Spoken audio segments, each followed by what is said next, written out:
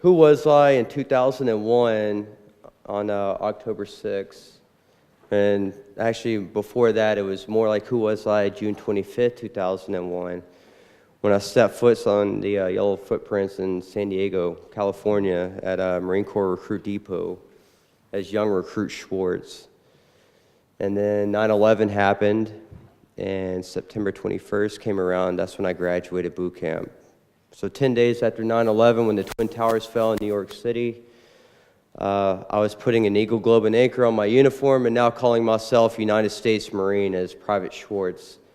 And then my journey really began from there. So we're being told, hey, gents, gear up for war. You're about to go down range and you're about to see something that you've never seen before.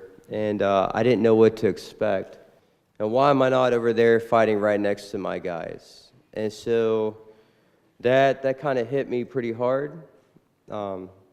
We come back from that deployment. The next thing you know, I get put on a humanitarian mission. We didn't even know it was going to be a humanitarian mission.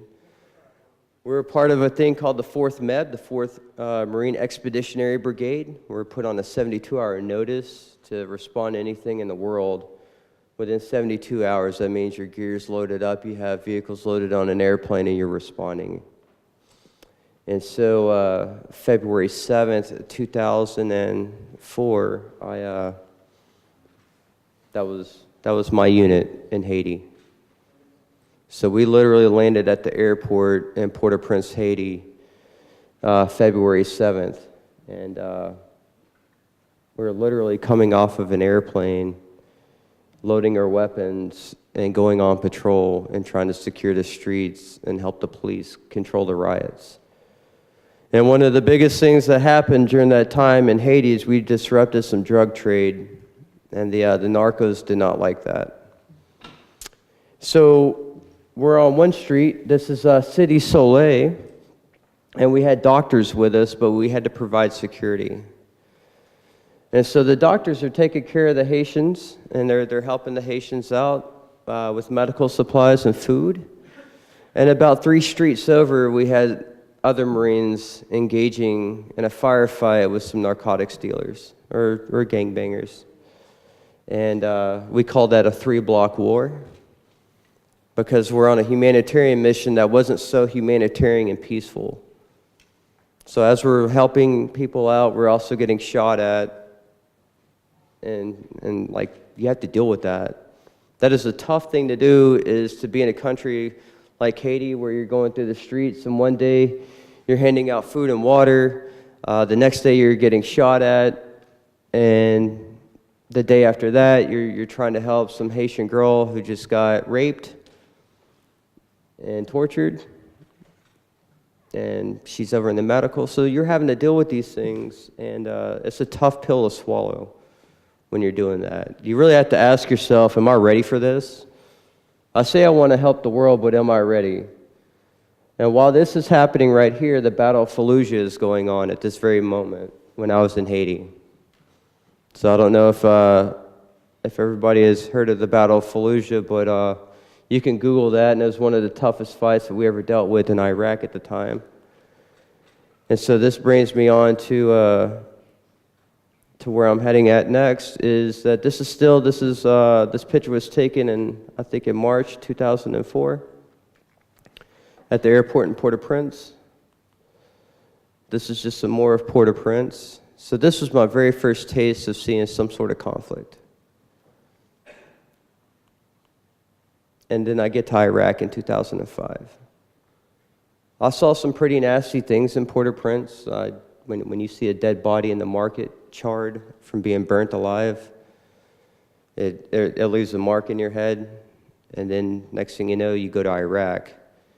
And as an infantry guy, you were prepped, and you were taught that war is like the accumulating event. Like that's what you're trained to do. That's what you become very good at.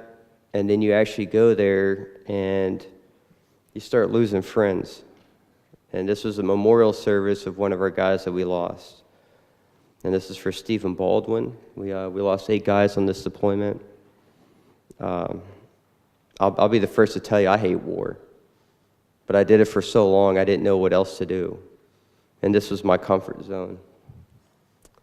This was my mom and my buddy John, my friend. He had no support. His family didn't care about him. I don't even know if they knew he was still alive. But my mom flew out to North Carolina to come see us depart before we went into Fallujah to replace the guys that were already there. And so a lot of time away from your family, and it hurts. And so I got to Iraq in February 2005, and we're getting attacked by a lot of IEDs. So the insurgents, it's not even really the Iraqi people, but it was Chechens, Syrians, Yemenis, Saudis. Everybody was trying to join the fight and take out Americans. And so, I mean, who can blame them, right? You're in a battleground, and you have an opportunity to go take out some people that you don't like, and that's what they did. And we had to set up ambushes because they were attacking us so bad on the roads. Every time we drive down the road, it was like playing Russian roulette. Whose vehicle is going to get blown up today? But we also had to work with the Iraqis, with the Iraqi soldiers, and they would get killed too, right along with us. And they're trying to protect their own streets from this war that's going on. And so these were just certain tactics that we used, was trying to set up ambushes. And so what this was right outside of a place called Nasr wa Salam. Who's ever heard of Abu Ghraib prison? That's a village right outside of it. And so there's a blown out section of the road. We called it the Scab. And it was a pretty bad place. There were convoys from different coalition forces that would drive up and down this road. And the insurgents would put IEDs in there and blow us up frequently. So what we tried to do is we tried to set up an ambush and catch the guys and to kill them before anybody else got hurt. And so there was one day that we were sitting, not in this building, but we're actually in a field, kind of hidden, almost in like we call it a hide. We're set up in this hidden position, and it's about me and 5 other guys. And so we see a car driving down the road, and this car stops. And about 15 minutes before this car stops, my patrol was driving by in their vehicles and got blown up on the other side of an overpass. And this car stops, and this guy gets out, and he has a box. And he starts messing around with this box. And usually that's a telltale sign that somebody's about to put something in the road and cover it up. That's about to go boom. And so what I did was I put my rifle up, and I took a shot at the vehicle. So the escalation of force in Iraq at that time is that you just can't shoot the guy. If he's not shooting at you, you can't shoot him. And if you do shoot him, without following your escalations of force and your rules of engagement, you're going to be wearing a blue jumpsuit behind bars at a place called Fort Leavenworth. And so to follow your escalations of force is you shoot at the tire to disable it. If the person is still driving, you take a shot at the hood into the engine compartment. Still doesn't stop the vehicle. Your third shot is into the windshield. And it's either the far left or the far upper right part of the windshield. And then your fourth shot, if you still don't stop them, at that point in time, you have to kill them. And so a lot of times that technique was developed because of the car bombs and the suicide bombers that were driving the cars, or the guys putting in the bombs in the road. And so I had to disable the vehicle, and the vehicle didn't stop. And I got to the final shot, and I killed somebody. And what I didn't know was that his brother was sitting right next to him in the vehicle.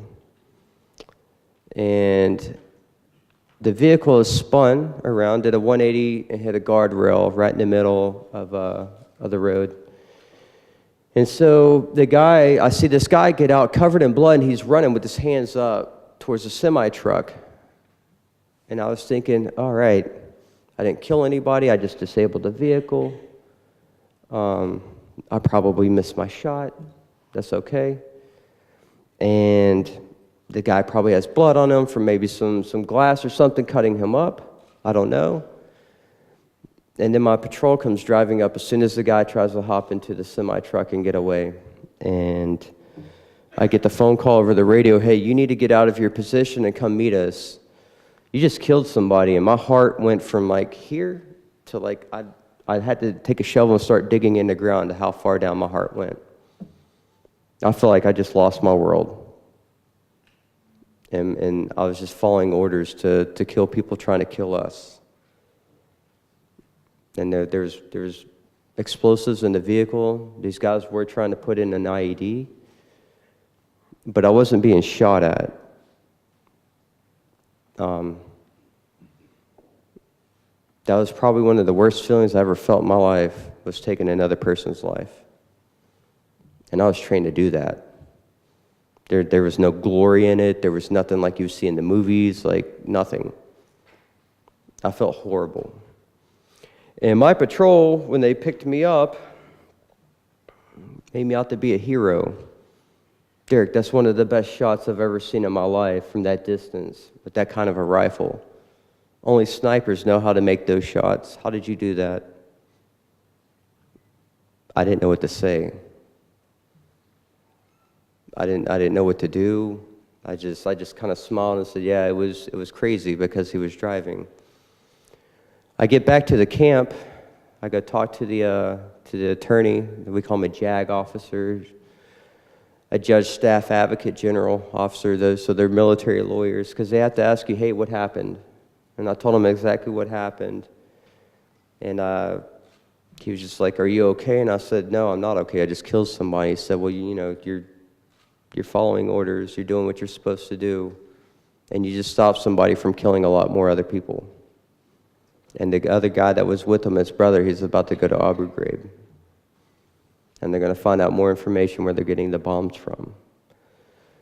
And now, once I leave the lawyer's office and I go over to my little camp that I'm at, my commanding officer says, congratulations, good job. You made one heck of a shot, Corporal Schwartz. We're very proud of you. Would you like to call your family? Yeah, not a problem. I was using a satellite phone to call my dad. I thought my mom was going to pick up. She didn't. But my dad picks up the phone, and I was crying immediately.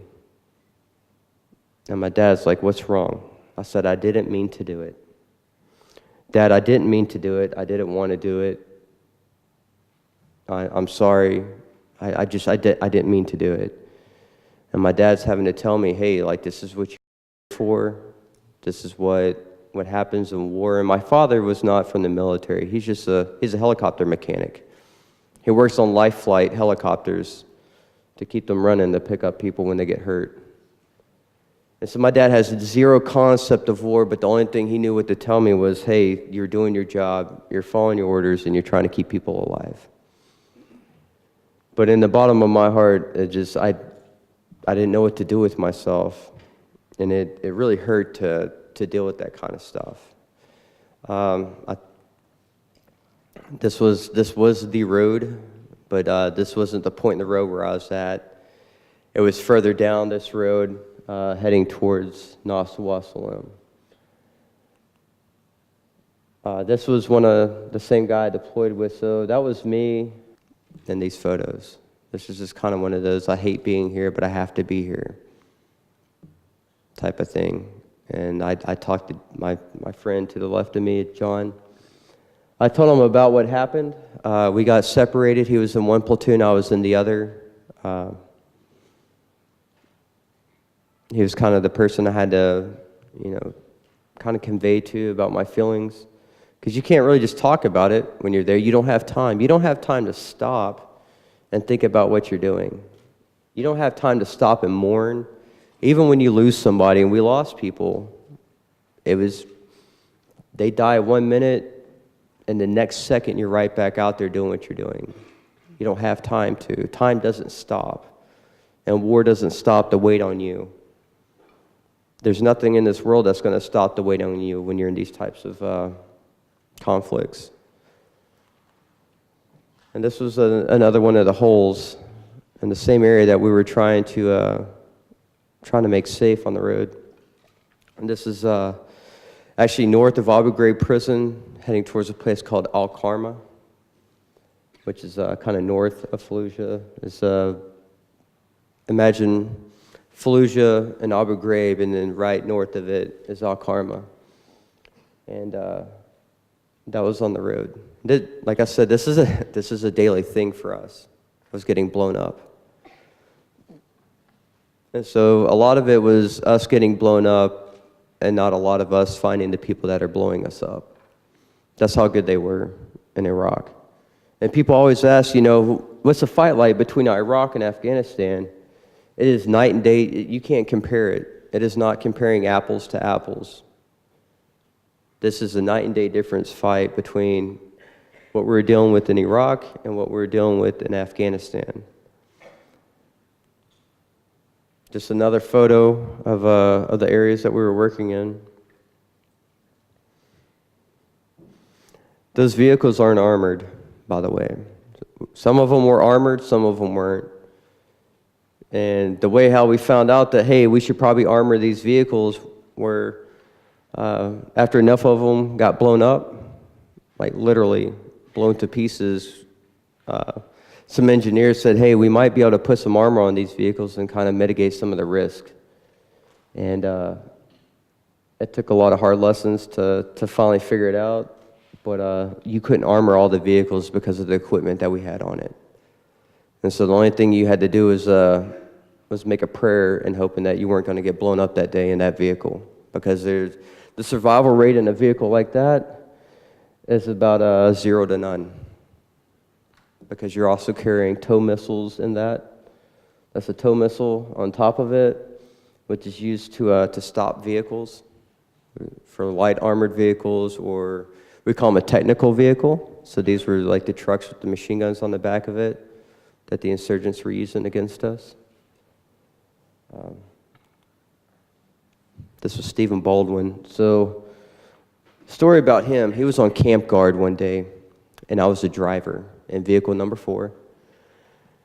And so I was told this in the morning, and I forget the month it was, or what day it was, to be honest. I probably could have told you a couple years ago, but I try to put a lot of that stuff behind me. And but Stephen Baldwin was a camp guard.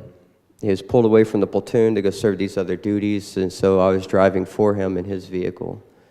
Well, he gets pulled off a camp guard one day, and they said, you know what, Derek, you're not going to drive.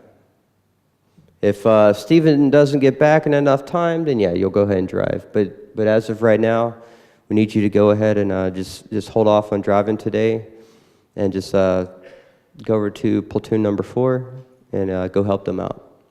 Okay, not a problem. And so I know the area that they were going to, and it was an okay area. We didn't really have to worry about it too much, but that day was a little bit different, because that's what happened to the vehicle. And this one was armored. And so what happened is that they were going around a propane factory, and so what the insurgents did is they took a propane tank, emptied it out, and packed it full of explosives.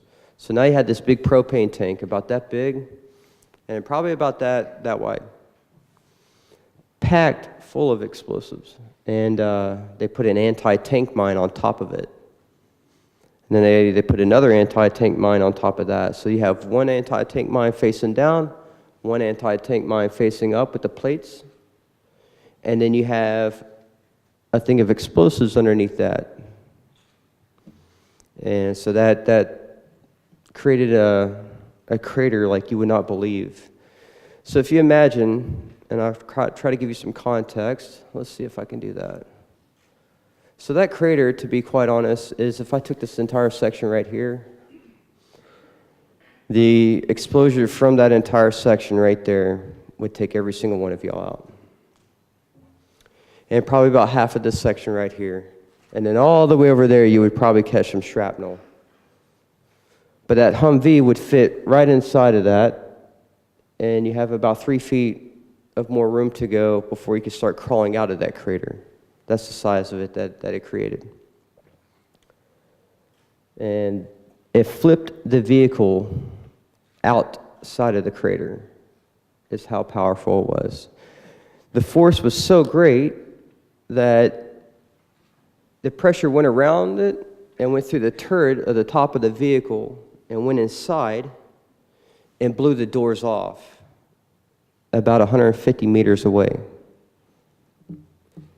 And the person that was driving was Stephen Baldwin. And there was, his rifle was laying right next to him.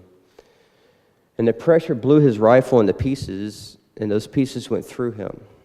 And his head smacked the side of the window, and he had a crack from here to the back of his skull. And his eyes were bugging out because of the pressure in his head. And that was supposed to be me driving. I escaped that one that day. But I will never forget them waking me up and saying, "Don't worry about driving today. Somebody else is going to drive for you." And these were routes that we're driving. This is Doc Lacona on the edge of the crater. Do you see the bag in his hand? Those are body parts from Stephen that he's having to pick up. And that's blood. He was sitting right behind Stephen when that happened. And so there was only one person killed in that vehicle, and the rest survived.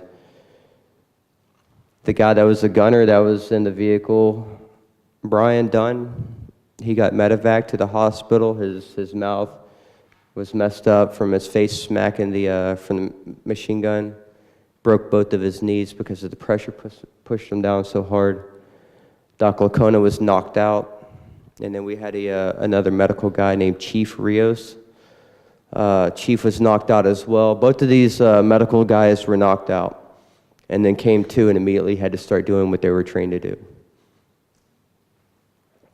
And they couldn't even take care of themselves. They had to take care of somebody else and try to pick up the parts. And that's just another vehicle that we had in our patrol that got hit by another IED. This vehicle was hit the next day in the same area, except for it took out the front of the vehicle, and luckily nobody was hurt. But those doors weigh about 400 pounds apiece. And this was, like I said, this was a daily occurrence. This was playing Russian roulette.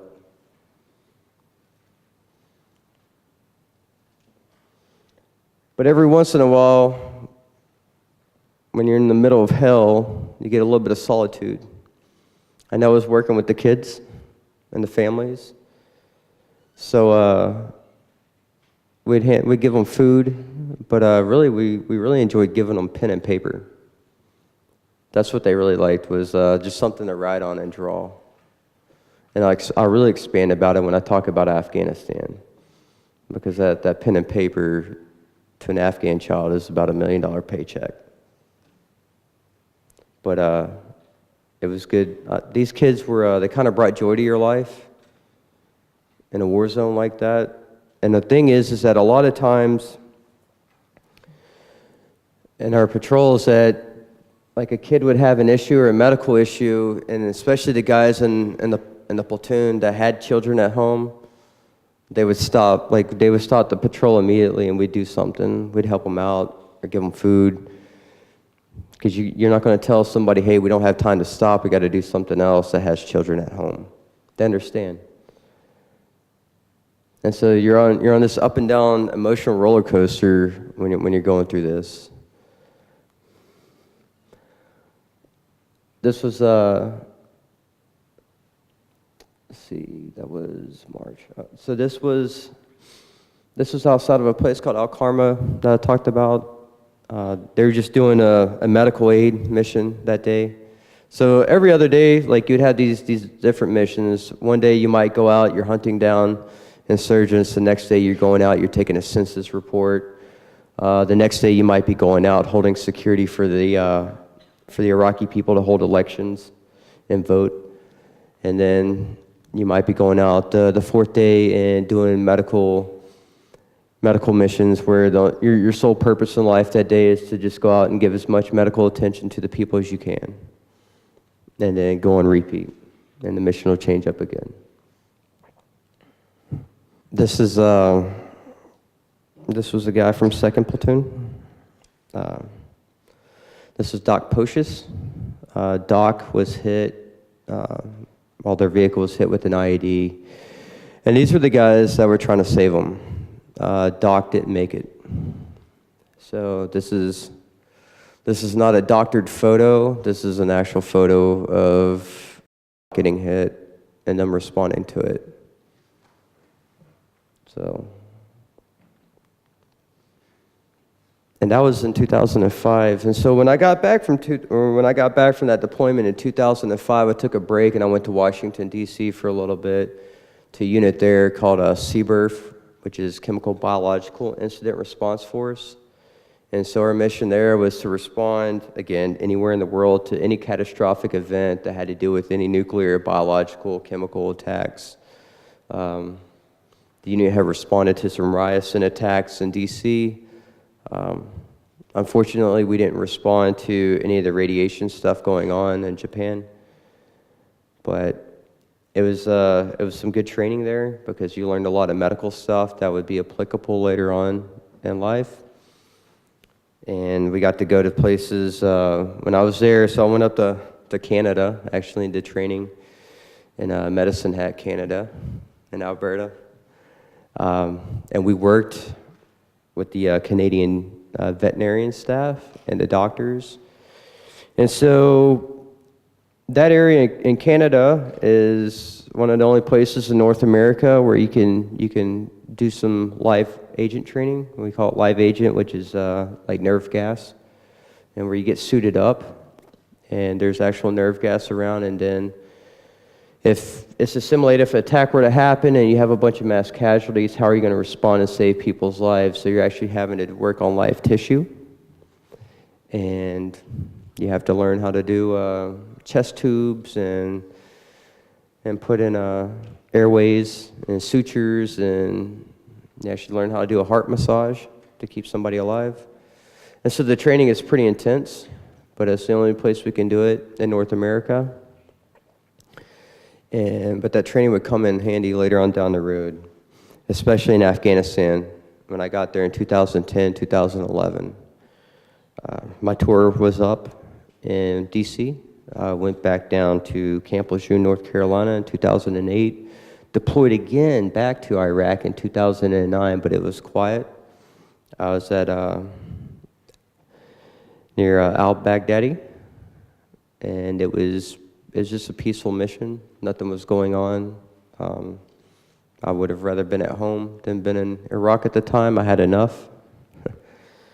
But I re-enlisted, believe it or not. I didn't know what I was going to do with my life, to be quite honest. I screwed up a lot in school.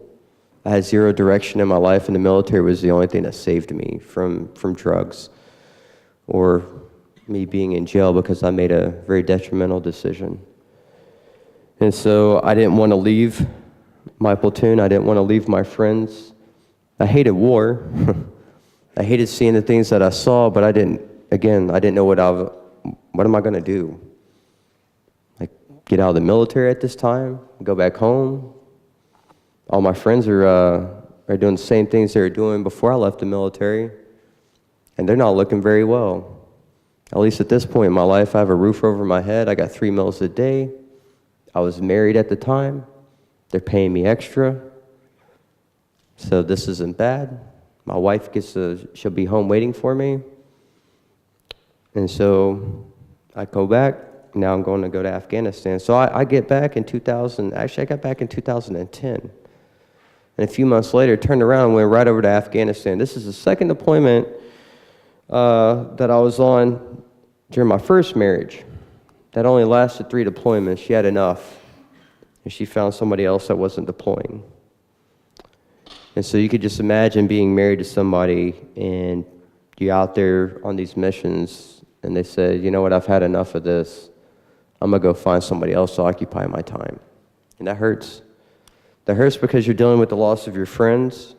You're dealing with the loss of people that you're trying to save.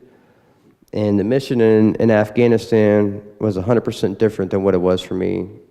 And this in this part of the world for a very, very, very long time, and they're very good at what they do. They're so good at what they do that they stopped Alexander the Great. And this was before they were called the Taliban. This was before they were called the Mujahideen.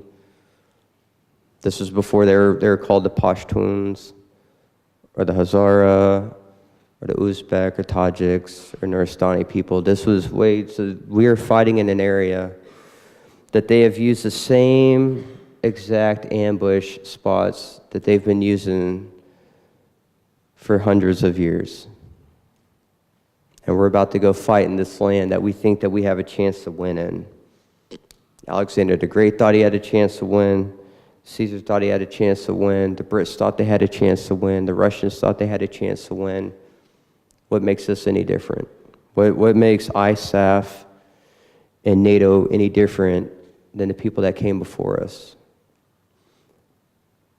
So this time, we're fighting for the villagers that are trying to survive and fight against the Taliban. And this was my section, and we're on top of this little hill in Helmand Province in a place called Musakala, or Musakela, if you're gonna give it a Western accent. But just a few kilometers north of Sengen. For those of y'all from the UK, your prince was there. And what they won't tell you in the UK is that I know exactly where he was patrolling when he was in the infantry. And I know exactly how and what he was fighting. And that he did get shot at, and he shot back. And the losses that he saw through his eyes, and the same exact things that he saw through his eyes, I saw through my eyes. The same thing I saw through my eyes, Rahilda, we'll talk about it later on, she saw through her eyes. And Afghanistan has a very special place in my heart, is that there's so much beauty there, yet so much war, and so much loss. And this was just, we actually had a thing called Base Track Live. It was a media outlet, and they came and they did a big story about our unit when we were there. And they were just taking photos, and I asked them hey, can I use some of these photos? Because I didn't take a lot of photos when I was on deployment. I figured I just have the memories in my head, and now I kind of wish I did have more photos. But these were some of the ones that they took, and then some of the ones that I took, and some of the ones that some of my Marines took as well. This was in a little village called Kundur. There was a wadi system that ran through it that we labeled it as the M4 wadi. But these were some of the kids that we paid to help us carry in some of our food supplies that we had. And so this was a small patrol base that we set up. And so the children in Afghanistan, they don't have pen and paper. And so we would pay them with pen and paper. And to them, when you give a child like that a piece of pen and paper, it's like you're giving them the world. Because that pen and paper to them is life-changing. Because now they have something to write on. Now they have something that's tangible, that's theirs, because the Taliban took away everything. And the Taliban told them, if you're going to learn to read and write, we're going to kill you, because you're only going to listen to us and what we have to say. And we're there to protect the village, and we did that. And this fight that I was on for 7 months was very emotional for me. Because in Iraq, I'm going to be honest, I don't know what the hell I was fighting for. At least in Afghanistan, I know I'm fighting for a village that's trying to survive the Taliban's rule. And we're giving these people opportunities that they've never had before. And we're having village elders say, please stay here and don't leave us, because this is the safest thing that we've had in a long time. And thank you for providing security. And while we're doing this, our partners a few kilometers away, they're doing the same thing that we're doing. So I was working, or when I say we, as the Americans, we're working with the Brits, the Aussies, the Kiwis, the Canadians, the Germans, the Turks, the Georgians, and we're all in these same areas working together. But really in Helmand Province, it was the Brits, the Aussies, and the Americans. And just a few kilometers away, you would see Americans out on patrols with the UK or with the Aussies, and then vice versa.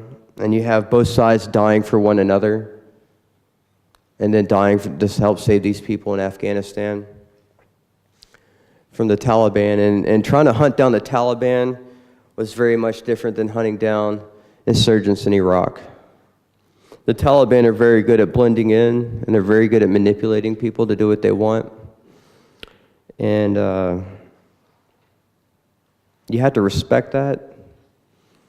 And I can give you a story that of how well the Taliban are at what they're doing is that the Russians were attacked on this patrol route through the mountains.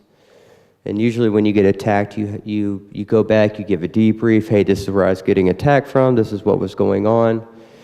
And so you're looking at this overlay, and you're looking at these directions that this attack is coming from. And this was, I think 70s, 80s, when the Russians were in Afghanistan. And then fast forward to 2004, when you had a unit called 2nd Reconnaissance Battalion was patrolling through the same area that the Russians were patrolling in, and got attacked in the same exact spot. And they took the debrief overlay and put it on top of the map, and then they put the Russian overlay and put it on top of the Marines overlay, and it was the same exact direction that the Americans got attacked from, that the Russians got attacked from. That's what we're up against. We're up against people that were killing children. It was not uncommon to get shot at with RPGs from the Taliban from a rooftop, and we'd have helicopters flying over, or jets, and you're getting shot at from a rooftop, and you want to take these guys out that are shooting at you, but you can't do that because they're holding up a child and looking at you, saying, what are you going to do now? We know you can't attack us. We have a child with us, and you're not going to attack a child, and they're still shooting at you. And the only thing you can do is just duck and kind of cover yourself up. And they would do this a lot. And then every once in a while, you would go to take them out, and then collateral damage would happen. The bomb that was dropped on the house that the Taliban were making IEDs in, or processing heroin, or shooting at you from, and you'd watch this house for months, and watch it for months and months and months. And finally gather enough intelligence to know exactly who is over there doing these things, and then when you get clearance to drop a bomb on that house, you fail to realize that maybe 3 houses down, that the shrapnel from the bomb is going to hit a family and kill somebody. And now you just created some more enemies while you're trying to protect them. So Afghanistan to me was probably the toughest fight of my life, but yet the most special place in my heart. This was another just a view from the village that we had, and we'd watch this all day, every day, with cameras, drones, foot patrols. And we're also working with the Afghan National Army, trying to train them to help these people out. And so the people would come to rely on you to have meetings every day. And these meetings that you would have with the villagers and the village elders would usually result in us going out doing some sort of humanitarian mission for them, like digging a well or using a tractor to put in dikes so they can divert water to the fields. And we would do this while we're getting attacked sometimes, because they would shoot at you. They'd take pop shots. The Taliban would take pop shots from across the wadi because you're out there helping the villagers. Because the way the Taliban wants to work is they want the villagers to turn against you, but when you give the villagers hope, the Taliban see that as a threat. And they exploited that threat very well. So this is Richie Chavis. So Richie Chavis lost both of his legs. We're on a patrol one day, and he was my point man. So he's the very first guy on the patrol. And he was just kind of responsible for taking us down the planned route that we were in. And so Richie ends up stepping on an IED. We were in an area that we probably shouldn't have been in. And so Richie gets hit, loses both of his legs, and he's on the ground.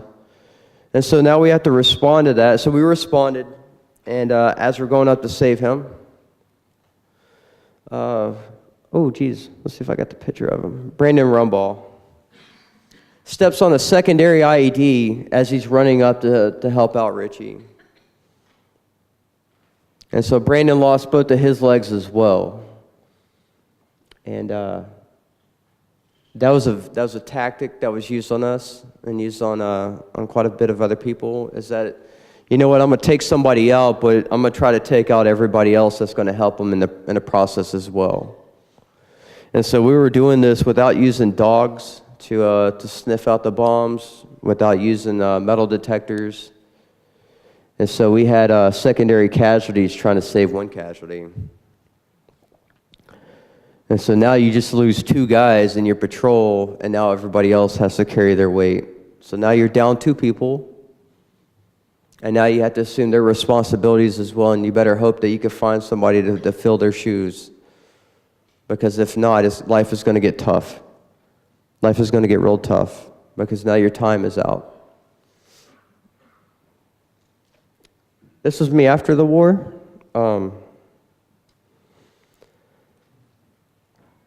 This was me before I went back to Afghanistan. So I was medically retired in February 2014. I was blown up a couple times, getting hit by IEDs. And you get hit by enough IEDs, you develop traumatic brain injury. We call it TBI.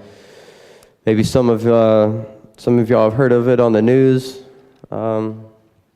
Any Americans in here? Like if you follow the NFL, yeah, those football players, yeah, we get the same thing, except for we're not running into each other. We're just getting blown up. But it kind of messes with your head. You lose a lot of your memory.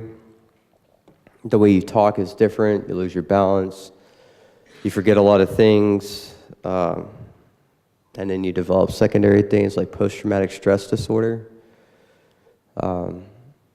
And so now you're combating mental health while you're combating a traumatic brain injury. And that's what I was medically retired for. And so I get out.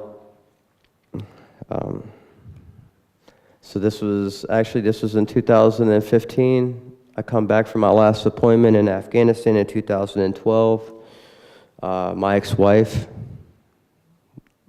had left me for good in 2012 for somebody that I knew. And I'm glad that happened, because I met somebody else and we're now married. And she was my rock and helped me to find out who I am in life and what I'm there for. Because I was lost. And I told her, I said, Lindsay, I have no idea what I'm going to do, what I'm supposed to be. I was in the military. This is going to be my life for 20 years. I didn't want to get out. I didn't ask to get out. I was told that your time is up. You're too much of a liability, and you cannot get hurt anymore. And so I get out, and I go to school for a little bit, and I got really bored with school. I was like, this isn't for me. I don't know what I'm going to do. Like, I don't want to be sitting in a class getting lectured to. And I disagreed with some of the professors because they were talking about things in Iraq and Afghanistan that they had zero comprehension, but they're not going to listen to you because you're just that disgruntled veteran that's not happy. And you're just trying to come from an educated standpoint of like, hey, this actually did happen when we were there. These are the actual facts. Not everybody is a staunch, hardcore warmongering person. But I left that. I left school. I got a contracting job with a company called Raytheon. And I went back to Afghanistan in 2015, back to my happy place, back to some place I knew that was normal. place that made sense, because back in the States, it didn't make sense. I had to make choices and decisions I didn't like to make. At least in Afghanistan, I know what the mission is. It's very cut and dry, and I know who I'm working for. And so things weren't ambiguous when it came to Afghanistan. And so I left school and immediately went back, and this time I was training. So these are some of the soldiers. I was training we call them the Afghan Katehas. They're like the commandos. They're the most elite force in Afghanistan. And their mission is to hunt down the Taliban and kill them. And I train them how to do that using these methods. And so my background is a mortarman. These are mortars, 60 millimeter mortars. And before I'd actually begin training them how to use that, I would sit down with them in their room in the barracks, unarmed. I wasn't able to carry a weapon. I knew enough Arabic that I can recite some things out of the Quran that helped me break the ice with them. And it worked out okay for me, because I could sit there, and if I say some things like, like Salam Alaikum or Subhana Rabbiya Ala Azim, they kind of perk up and, hey, you know about this? Yes, I know very well. I want to get to know you and your culture. I'm not wearing a uniform anymore. Now I'm dressed as a normal person. How do I make myself more available to you, since I'm going to be your ustad, or your teacher? And we just talked about life, religion, cultural things, socioeconomic things in Afghanistan, agriculture. And I told them, I said, before we, through my interpreter, but I said, before we get into really training to do your job, I want to teach you some simple math and English. And if you teach me Dari, I think that'll work out. And so these guys taught me Dari, and I taught them a little bit of English, and we had a lot of time drinking chai. Because this mission for me was a lot different. This time I wasn't in war. I was kind of supporting the mission in Afghanistan in 2015, 2016. We'd already drawn down our troops. Now it was just special forces really working together, assisting and advising. There was a really, really cool contingency from around the world. I got to meet some people again from Australia and New Zealand, 2 Canadians, and then a few Brits. And it was a good mission. I actually got to watch these guys go out on patrol through some feed, drone feed, and watch these guys utilize the things that I taught them. But these guys were actually, like, you could see who they were going after, and they were doing a really good job. They were actually, these were the types of guys that you didn't have to worry about. They were planning their own things. They were going out there doing their own missions. They were making a difference, and the people loved them for that. Everybody knows who the Katehas is. Everybody. And they're the most feared, but yet the Taliban don't care. They're still going after them, and now these guys are also fighting ISIS or Daesh. This is just us again, training. Some of the soldiers that I'm working with. The one to the left of me is Haroon. He's one of my most trusted friends in the Katehas. He taught me a lot of things about the Afghan army that I didn't know about when I was there before, and he opened up my eyes to a lot of things I just didn't realize about Afghanistan and about the people of Afghanistan. It was one thing to see it from a uniform standpoint in the military, to now seeing it as a civilian working for the military, because I get to spend day in and day out with these guys instead of going out on patrols. I get to sit there and mentor them, talk to them, help them, and then give them something that they can take home, like a little bit of English and a little bit of math. or maybe $20 or $40 for a new set of uniforms because of the pay in that unit, though it's the highest in Afghanistan, is still not enough. Just some more of us training. And this is one of my interpreters, Nazar. He taught me some things about Islam, and we had a lot of conversations. And so we always talk about Christianity and Islam and Christians versus Muslims and vice versa. And especially when you're in war, the media likes to put it out, us versus them. It's really a religious war right now, but we're going to call it something else, the global war on terrorism, but we all can read between the lines. But when you're sitting there talking to somebody about religion, and you come from a very biased standpoint, growing up where I grew up in the Bible Belt of Texas, people are very conservative. They don't like to get outside of their comfort zone. And anytime you put yourself out there with an open mind and saying, hey, teach me what you know, and I'll teach you what I know, like it changes your life forever.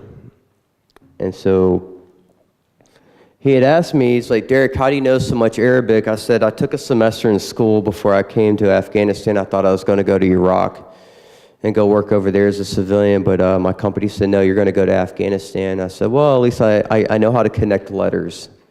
So that's good. I just had to learn a few new ones like cha and pa, but that's okay. Not a big deal. We can work with that.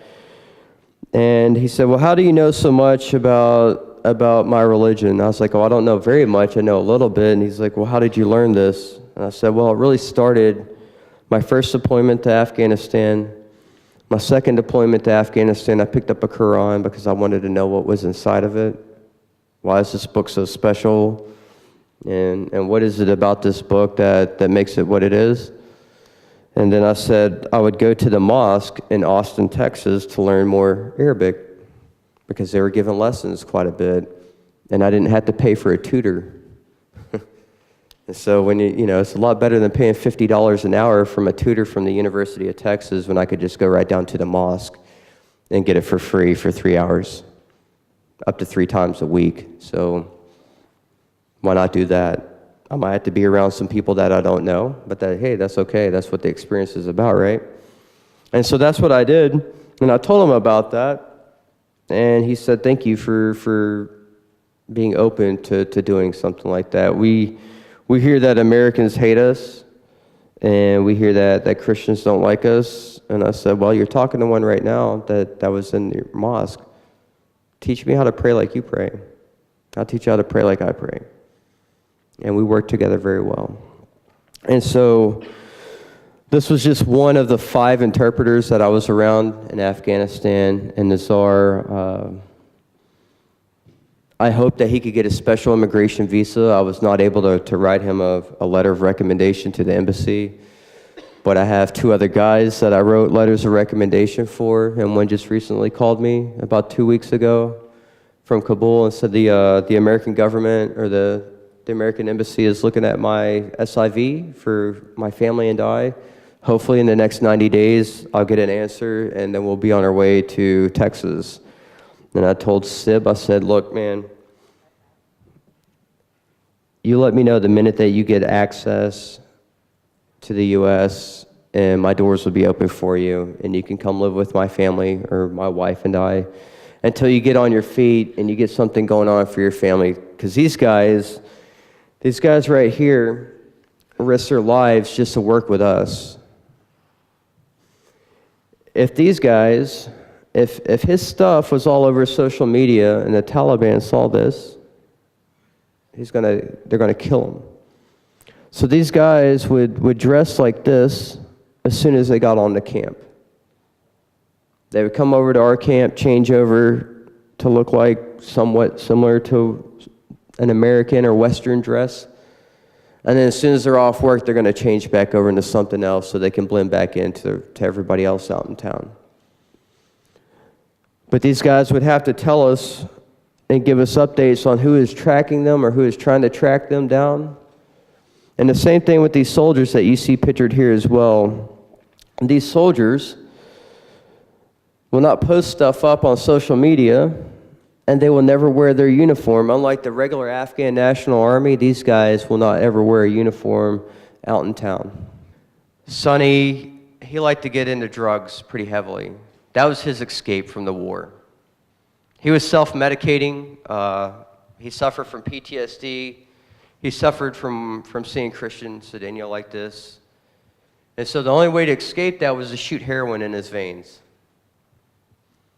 And I didn't know it was that bad. And I told Sonny one day, I was like, hey, you should go talk to a mental health counselor. You should go let them know what's going on. You should probably go talk to them and see if you can get out of hell, because it sucks being there. It sucks to be in that kind of a position in your life where everything around you doesn't make sense. The only people that you want to talk to are the veterans, because you think those are the only people that will ever understand you and where you've been and what you were dealing with.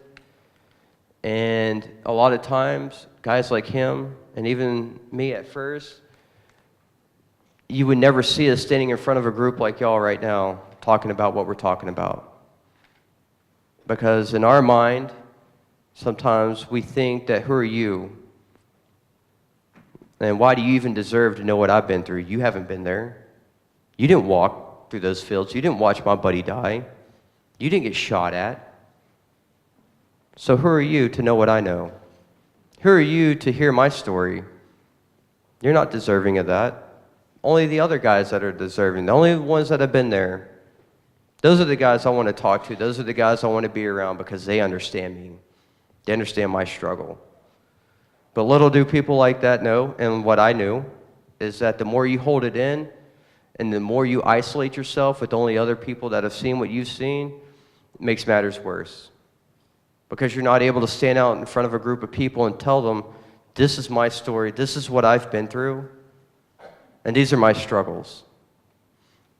And so for Sonny, it got the best of him. He was not able to escape the hell that he was in, and he ended up dying of a drug overdose in Michigan on a hunting trip. He had a friend named Boone that came back from actually working in Singapore as a welder on a construction site, and used that money that he was making to buy a lot of drugs, and that's what they were getting into. And the guy in the middle, Dino, he was so afraid to get out of the Army that I had to help him try to fill out paperwork for him to stay in. And he is now in the Army, but he is so afraid to leave the Army because he doesn't know what else to do. Because in his mind, the Army is the only people that will ever understand why he has something metal attached to his leg. So that is the life of a lot of veterans. So you've heard of the Invictus Games? Yeah. All right. There's a thing going around in Australia called Young Veterans. I see it on Instagram. So they're kind of bringing mental health, kind of like what the Americans are doing. We call it 22 a day, or 22 kill is another name for it.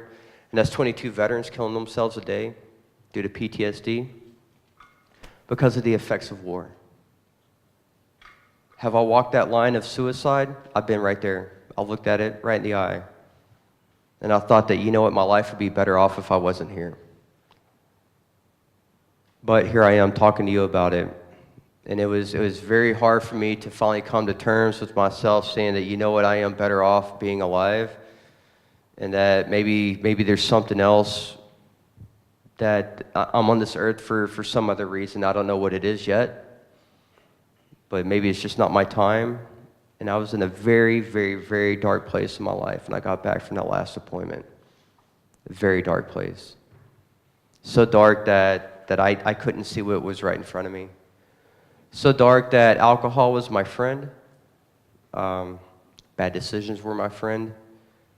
It was pretty bad. When you go to sleep at night wanting to drink so you can forget, you wake up the next morning remembering everything that you were trying to forget. But you don't see it the night before because you're drinking. And the more drunk you get, the more you think, oh, I'm going to forget, but then the more sappy you get, the more emotional you get, and then the more you dwell on it. But then you're drinking with friends that have had the same experiences that you've had. So now you can imagine how more this, like what the magnitude is of how magnified this gets. And that you're all sitting together, all drinking, all talking war stories, and you're thinking this is healing. I'm going to heal by drinking and talking about war stories. And it's never ending. And that's a lot of the struggles that veterans are dealing with today. So my wife and I, we went to, we flew into Manchester, found a really nice flight out of Houston. We went to Manchester and Edinburgh last year. And so we really never went on a honeymoon. We got married, and then a few months later, I was in Afghanistan as a contractor. It's like, hey, babe, gotta go, love you. And that was that. Finally come back, going in school full time, and I was like, hey, we need to go on a honeymoon. So we go on this honeymoon to the UK. I went to spread my mother's ashes because I lost my mom to cancer when I was contracting. I didn't make it home. All those times I was deployed, and I finally get a chance to spend more time with my mom, and I leave again, and then lose her to cancer. Didn't even have enough time to fly back to say goodbye. The only thing I could do was say I love you on the phone, and that was about it. And then within 24 hours, she was gone. And that was in October of 2016. And so 2017, so this is a little bit of the story before we got to the UK, is that I got into Texas A&M University. I had some people tell me in Afghanistan that's probably going to be in your best interest if you go get a degree, get a higher education, do something better with your life instead of contracting and hoping that a contract will renew itself. And so I left Afghanistan, started school, and I told my wife, said, hey, I got all this money that I made, let's go take a trip. My mom always wanted to go to Scotland. Let's go spread her ashes in Scotland. And so I still have my grandmother's ashes, and she was a war bride from Scotland in World War II. And I brought her home. So we both put them both in the River Leith in Edinburgh, and we were on the Royal Mile. And my wife and I were walking down the Royal Mile, and I saw something to the left, and I didn't know it was a veteran's home. I had no idea that the UK, especially in Scotland, had a house for veterans that were struggling. And I told Lindsay, I said, hey, I want to see what the Veteran Affairs in the UK is like versus what's going on in the US with the Veteran Affairs. Because Veteran Affairs in the US is, they've had a lot of issues. That'd probably take about 6 months just to discuss. But anyways, we go to this place, to this Veteran Affairs house in the UK, and kind of, hey, this is who I am. I was a U.S. Marine. I fought with a lot of these guys. I wouldn't be surprised if we were in Helmand Province together, and they were probably in Operation Herrick. I wouldn't be surprised. And the woman said, yeah, we have a lot of OEF veterans here right now. Would you like to come in? I said, if it's okay with you, I don't want to get anybody in trouble because I'm not UK military, I'm just US military. And she said, not a problem, come on in. And I was really impressed to see what is going on and that there's mental health providers available for veterans in the UK as well now.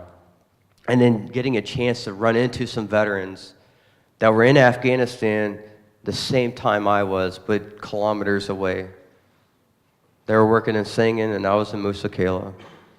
And then there was a couple guys from Nalzad, same area of operations that I was in, just a different country. And then asking these guys, how are you doing? And the only we're struggling just like you, Yank. And so that kind of tells me, all right, good to go. Like the struggle's across the board. And I'm glad to know that we're still dealing with the same fight, even outside of war. So it's good to kind of see these things that they bring in a lot of reality. We don't get to see that in the U.S. And the only way that you're going to find out in the U.S. is if you go searching for it. Because the only thing that we care about, that most of the American military guys or veterans care about, is like what's going on back at home. Like just in my little bubble, what is going on? And yet we forget that there's people in Afghanistan that are feeling the effects of war. There's people in Iraq that are feeling the effects of war. There's refugees living in Europe. There's refugees living in Australia, UK, Asia, South America, Canada. And we forget that it's not only us that is hurting inside. Everybody else is hurting inside as well. And people forget that, but once you start learning that your struggle just isn't the only one, it's kind of good to know. It makes you feel whole, like you're not alone in this struggle either. There's other people that you can talk to and relate to. And unfortunately, some of these guys don't get a chance to do that. Some of them don't have the opportunities to be standing up here in front of a wonderful group of people like this. This is my wife, Lindsay, and this was us. We went to a Marine Corps ball. And if it wasn't for her, I wouldn't be here right now. She walked through hell with me, step by step. And she is the sole reason that I'm here, standing here talking to you. Because before, I'd probably have more of a closed mind than anything else. And I wouldn't be this open. But she brought some reality to my reality. She's got a master's in counseling, an undergrad in sociology and criminology, and she's getting another master's right now. So she's a pretty smart cookie. So actually, before I got up here to start talking to y'all, she's like, "Let me see your PowerPoint." And I was kind of sending her a few messages as she's correcting my grammar because we're just texting back and forth. But she's seen me at my worst and she's seen me at my best. And she's seen my friends at at their worst, and some of my friends at their best. And she knows my struggles, and she knows everything that I've said to y'all. And she also knows how I feel about Afghanistan. We're just in Houston a few weeks ago, on the west side of Houston, if anybody's from Houston or not, or if you've been there. There's a wonderful place called the Afghan Village on the west side. It's a phenomenal restaurant. There's a store right next to it. And we bring some friends with us from College Station, where I'm at, and hey, there's this place we want to go check out. I want you guys to come with us. I heard they had the best bologna out of anywhere in the state of Texas, and so we go to this Afghan restaurant, and I hear a guy come in, young guy, kind of around my age, talking in Pashto, and I was just like, "Hey man, singe jore," and "How do you know this?" I was in Afghanistan. He said, "Oh, you're military. You're Marines?" "Yeah, I'm a Marine." "How'd you know?" "I don't know. I just kind of guessed. Figured you'd be a Marine." Perfect English now that he's speaking. I was like, "Yeah, I was in Helmand Province." And he said, "I was in Helmand Province too." I said, "What are you doing in Texas? And more importantly, what are you doing in Houston?" He said, "Man, I had my SIV. I helped you guys out in 2009, 2010. Even in 2008, and then the Americans granted me special immigration visa, and I heard Houston was the best place to go. So a lot of my friends went to Fremont, California, but California's a little too expensive, Seattle's too cold and too much rain. I figured I'd go down to Texas, and I was like, well, you're definitely dealing with humidity and mosquitoes because you're living in a swamp. But he's very grateful. His name is Abdul. And he said there's probably about 30 or 40 interpreters in that area right now in Houston, all living together. One of my interpreters I had in Helmand Province that lost both of his legs. I would have put a picture up here with him, but I didn't get a chance to ask for his permission first. But his name is Niazi, and he lost both of his legs. He's a G7 scholarship recipient. He has a wife and 3 beautiful little kids. But he lost both of his legs trying to help out the Americans, and we gave him citizenship, I think. If not, I know he has a very good visa that he doesn't have to ever worry about. And they gave him some new legs, wheelchair scholarships, and a job, and helped him out as a way to say thank you. And he also has full medical taken care of as well for his service to the U.S. while working as an Afghan citizen. So there's still a little bit of hope. But this is just kind of my story. I apologize if I'm kind of a little bit all over the place with this. This is kind of one of the first times I'm actually doing this. And I just hope that my message is clear, is that war's pretty ugly. And that I hate it, to be honest. I didn't know what else to do. But if we could work together to build a better world, that's kind of why I'm a construction management major now, is that maybe I could build something instead of destroying it. Then let's work together as one.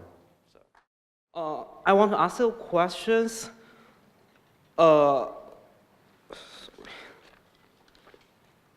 Like, how do you maintain your inner peace after you see so many brutalities and barbarism in the Afghanistan and in Iraq? And as you mentioned, like so many veterans, they like cope this with drugs or alcohols. But how do you find your inner peace as you peace maintainer? And thank you for asking. Well, it took a lot of mental health counseling to get to that point in my life. And it took a lot of struggles. It took getting over drinking. It took a lot of hardships and a lot of things I wish I would not have done when trying to deal with PTSD. But how do I find my inner peace? I have a good support network. And not everybody has that. I have a loving family at home. I have a loving wife that is understanding. I wish everybody else had the same thing that I have, but unfortunately not everybody does. I have a wife who has a master's in counseling that focuses on trauma, so she can really help out, and she helps navigate me. But I also have to learn that as well too. So I like to go fishing. I used to enjoy hunting, but I don't. I just, like, to be quite honest, like I can't. Last year, I think, was the last year I'm going to do that. Okay. Because I can't stand the sight of seeing, killing an animal now. It's kind of weird because of hardcore Texan. So mental health for you have to talk about it. You have to. And then you have to be okay with yourself and who you are as a person to find your inner peace. And then you have to realize that every day that you wake up is a blessing. Thanks a lot. Thank you. I just wanted to ask a slightly political question, and feel free to decline if you'd like. I know there's a lot of things thrown around about the US foreign policy and the so-called war machine. I've always felt that the majority of soldiers like yourself just go to do good. I just thought I'd ask you if there's anything you'd like to say about the people who are on the fence about foreign policy and the so-called war machine, and if you had any thoughts or comments you wanted to add to that. I'm assuming by war machine we're talking about the military-industrial complex? Yeah.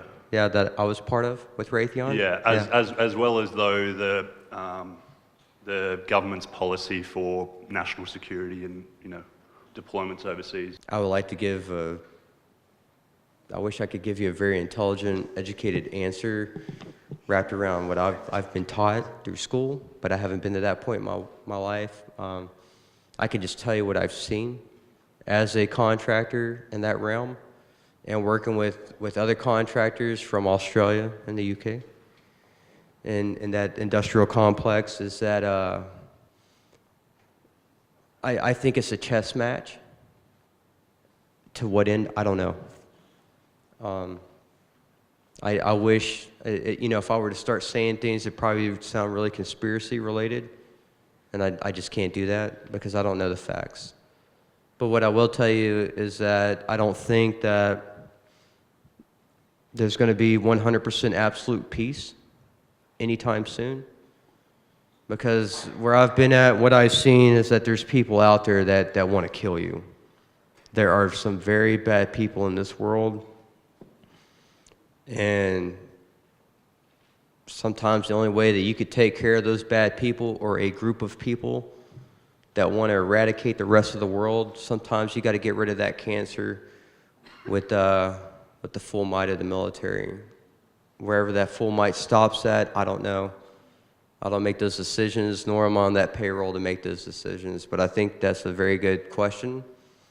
And I think that we could probably come sit down and talk about it over a cup of coffee sometime, because I'd love to understand a little bit more where you're coming from and what your background is. So that way we can have a good discussion, though. Because I like those types of questions, to be quite honest with you. Because I ask them myself. And I come from that region. If you know, like politically, from that region of the military-industrial complex, and coming from the military as well. So, but thank you.